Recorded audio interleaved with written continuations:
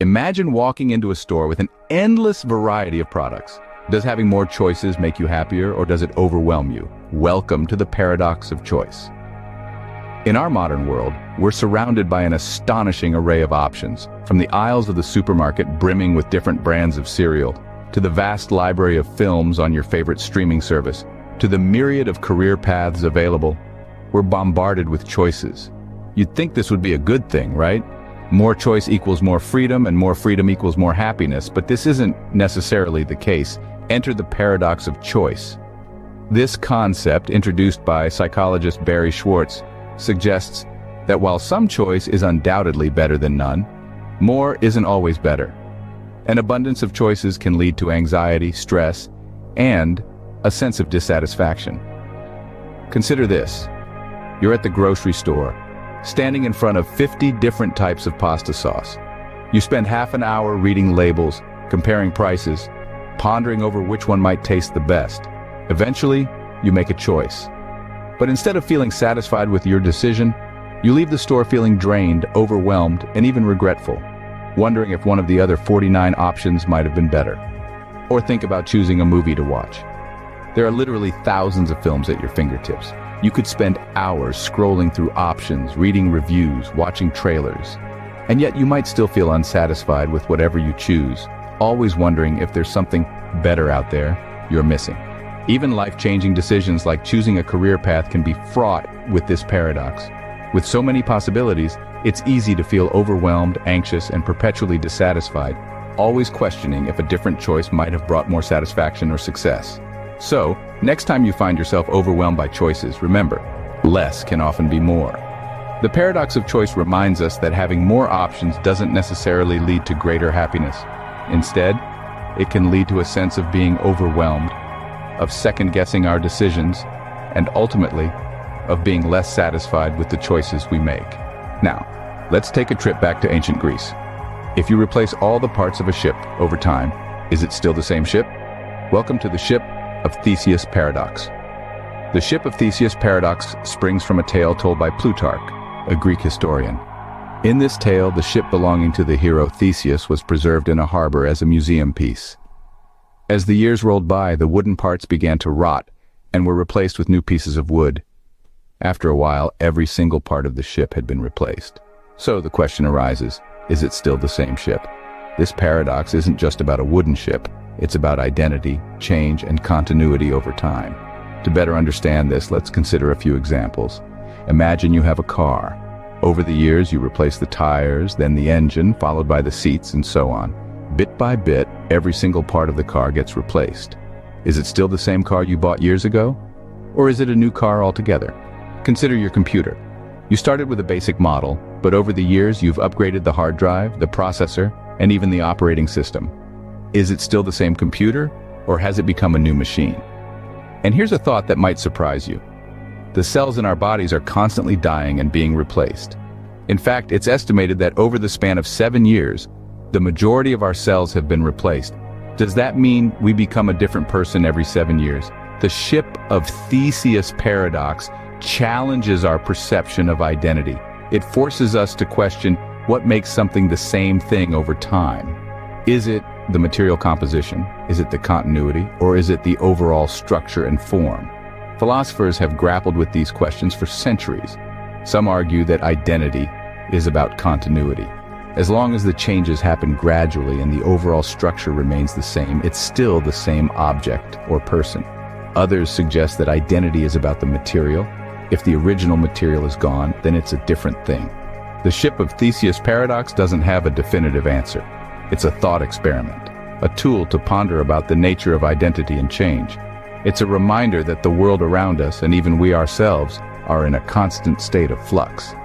As we navigate through life, replacing old beliefs with new ones, evolving our habits and growing as individuals, we are like the ship of Theseus, undergoing a continuous transformation. This paradox challenges our perception of identity and forces us to question, what makes something the same thing over time? In a society that values tolerance, how tolerant should we be of intolerance? Welcome to the paradox of tolerance. The paradox of tolerance is a philosophical conundrum that challenges our understanding of societal values. It was first proposed by the philosopher Karl Popper in the mid-20th century. Imagine a society that is wholly tolerant, a society that accepts everyone's beliefs and actions without exception. Sounds ideal, right? But here's the catch. What happens when this society encounters individuals or groups that are intolerant? Those who, for instance, reject the rights of others based on their race, religion, or sexual orientation. Should this society tolerate them? This is where the paradox comes into play. If a society is tolerant without limit, its ability to be tolerant will eventually be seized or destroyed by the intolerant. In other words, unlimited tolerance must lead to the disappearance of tolerance. Let's look at some real-world examples to clarify this. Consider the concept of free speech. It's a cornerstone of many democratic societies, allowing citizens to express their opinions without fear of retaliation. However, this freedom can be exploited by those who wish to propagate hate speech. So, should hate speech be tolerated under the banner of free speech? The paradox of tolerance suggests that it should not. If we tolerate hate speech, we allow the spread of intolerance, which can ultimately undermine the very freedom that allows such speech. This isn't about silencing differing opinions, but rather about preserving the fundamental rights and freedoms that form the bedrock of a truly tolerant society. This paradox becomes even more complex in the digital age. Online platforms have become a battleground for this debate. These platforms, in their quest to provide a space for free expression, often grapple with the paradox of tolerance. For instance, when should a user be banned for spreading harmful ideologies? If a platform bans a user for their intolerant speech, is the platform itself being intolerant? Or is it protecting the larger community from the potential harm of unchecked intolerance? The paradox of tolerance doesn't provide easy answers. It's a philosophical dilemma that forces us to question the principles that we often take for granted. It challenges us to find the delicate balance between upholding freedom of expression and preventing the spread of harmful, intolerant ideologies. In essence, the paradox of tolerance shows us that complete tolerance can be as dangerous as complete intolerance. It underscores the importance of setting some boundaries on tolerance to preserve the tolerant nature of society itself. So the paradox of tolerance reminds us that to maintain a tolerant society, we might need to be intolerant of intolerance. These paradoxes challenge our conventional thinking and force us to see the world in a new light. Let's take a moment to reflect on what we've uncovered today. First, we explored the paradox of choice, an intriguing concept that suggests that having more options doesn't necessarily lead to happiness. Rather, it could lead to paralysis and, ultimately, dissatisfaction. Too many choices can make us question our decisions, compare them to what could have been, and potentially regret the choices we make. This paradox forces us to reconsider our relationship with choice, reminding us that sometimes less is indeed more. Next, we delved into the ship of Theseus paradox, a thought experiment that questions the essence of identity. If an object has all its parts replaced, is it still the same object? This paradox pushes us to rethink our understanding of identity, challenging whether it's our physical form or our continuous existence that truly defines us. Lastly, we grappled with the paradox of tolerance. This paradox poses a crucial question. Should we tolerate intolerance?